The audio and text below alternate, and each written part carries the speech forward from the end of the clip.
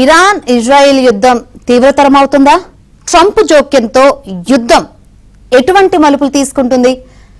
Russia China మధ్యవర్తిత్వం కోసం చేసే ఫలిస్తుందా అన్న చర్చ అయితే నడుస్తోంది.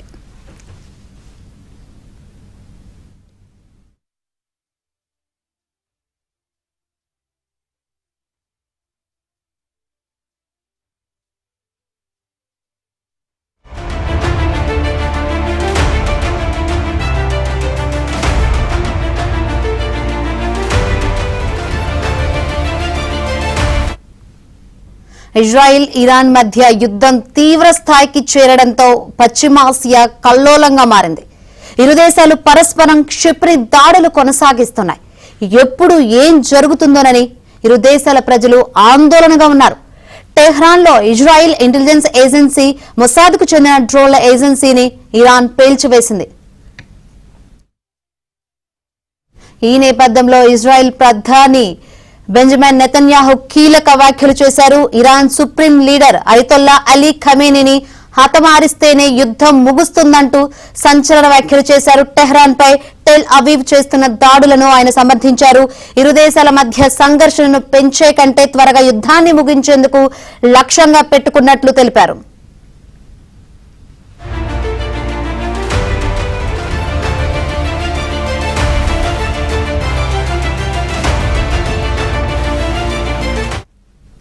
రైట్, అసలు ఇరాన్ ఇజ్రాయెల్ మధ్య ఏం జరగబోతుంది అని మనతో మాట్లాడేందుకు అంతర్జాతీయ వ్యవహారాల నిపుణులు సంజయ్ గారు మనతో పాటు ఫోన్ లైన్ ద్వారా సిద్ధంగా ఉన్నారు.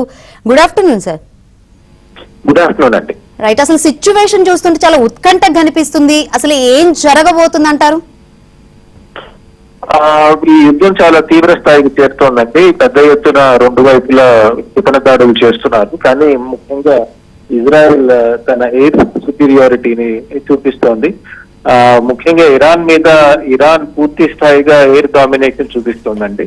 తన జెట్స్ తో వెళ్లి పెద్ద ఎత్తున దాడులు నిర్వహిస్తోంది. అఫ్కోర్స్ ఇరాన్ వాళ్ళు కూడా మిజైల్ స్ట్రైక్ చేస్తున్నారు. అవి ఐరన్ డోమ్ ని దాటి ఇజ్రాయెల్ లో కొన్ని ప్లేసెస్ మీద పట్టడం జరుగుతోంది. కాకపోతే ఓవరాల్ గా ప్రస్తుతానికి ఇజ్రాయెల్ పై చేయి చూపిస్తోంది. అందుకనే బహుశా ఇరాన్ మేము చర్చలకు సిద్ధం అన్నట్టు కొన్ని ఇంటర్నేషనల్ న్యూస్ పేపర్స్ లో వార్తలు వచ్చినాయి. ఎంతవరకు వాస్తవం తెలియదు. కాకపోతే ఇజ్రాయెల్ దృష్టికోణంలో చూస్తే కనుక మనము ప్రస్తుతానికి పైచే సాధించాం కాబట్టి పూర్తి ఎత్తున దాడులు జరిపి పూర్తిగా ఇరాన్ లో ఉన్నటువంటి సైంటిఫిక్ న్యూక్లియర్ టెక్నాలజీకి సంబంధించిన అన్ని ఇన్స్టిట్యూషన్స్ ని ధ్వంసం చేయాలని ఇజ్రాయెల్ ప్లాన్ చేస్తూ ఉంటుందండి. నా ఉద్దేశంలో ఇది ఇంకొన్నాళ్లు సాగుతుంది. కాకపోతే ట్రంప్ ఇంటర్వ్యూన్ అవుతారా అవరా అన్నది చూడాలి. నిన్న డొనాల్డ్ ట్రంప్ G7 మీటింగ్ నుంచి డిన్నర్ చేయగానే పూర్తి మీటింగ్ అటెండ్ కాకుండా తర్వాత వెంటనే యుఎస్ కి వెళ్లిపోయినట్టు వార్తలు వచ్చాయి. అంటే ఏదో పెద్దది జరగబోతోంది ఇరాన్ కి సంబంధించి అని వార్తలు కూడా వస్తున్నాయి. టెహ్రాన్ లో ప్రజలు టెహ్రాన్ ని వదిలి వెళ్ళిపోవాలన్నట్టు ఏవో మెసేజెస్ కూడా వస్తున్నాయని కూడా విన్నాం. అది ఎంతవరకు వెళ్తుందో తెలియదు. ఎస్, అంటే ఇప్పుడు అసలు ట్రంప్ జోక్యంతో యుద్ధం ఎటువంటి మలుపు తీసుకుంటుంది అనుకోవచ్చు. ఎందుకంటే ఆయన G7 సదస్సు నుంచి మీరు చెప్పినట్లు వెనక్కి వచ్చారు. సీజ్ ఫైర్ కోసం కదా, అంతకు మించి ఏదో అన్నట్లు ఒక సంచలన ట్వీట్ అయితే చేశారు కదా. అసలు ఏం జరగబోతుంది అనుకోవచ్చు? ఇప్పటికే పరోక్షంగా ఇజ్రాయెల్ కు మద్దతు ఇస్తున్న పరిస్థితులు కదా అమెరికా. అవునండి.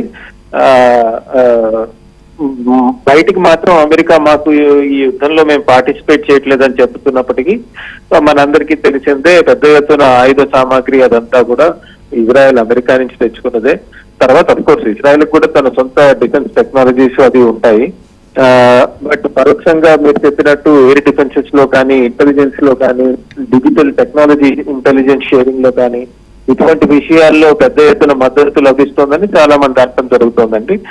నిజంగా సీజ్ ఫైర్ చేస్తారా లేదా వేరే ఏం చేస్తారో అని తెలియదు. మీరు చెప్పినట్టు ఆయన తన ట్రూత్ సోషల్ మీడియా దాంట్లో మెసేజ్ ఏం పెట్టారంటే సంచలనం ఏదో జరగబోతోంది చూస్తూ ఉండండి, సీజ్ ఫైర్ కంటే చాలా పెద్దది ఏదో జరగబోతోంది అన్నట్టు పెట్టారు. అది ఎంతవరకు ఏమిటి అన్నది ఇంకా